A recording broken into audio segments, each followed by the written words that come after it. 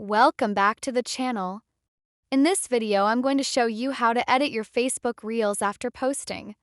So let's get started. First, open the Facebook app on your phone. Now go to your profile page by tapping on your profile picture or your name. Once you're on your profile, scroll down until you find the reel you want to edit. Next, tap on the three dots on the top right corner of that reel. From the options that appear, tap on Edit Post. This will open up the editing screen for your reel post.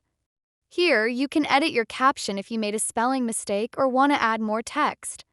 You'll also notice several other options like adding or changing photos/videos, tagging people, adding a feeling or activity, checking into a location, or even using the camera to attach something new. Make the changes you want. Take your time to update the details or improve your description so your audience understands your content better.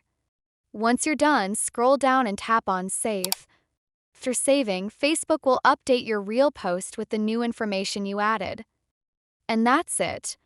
If you found this tutorial helpful, make sure to like the video, subscribe to the channel, and turn on notifications so you don't miss any future tips and tricks.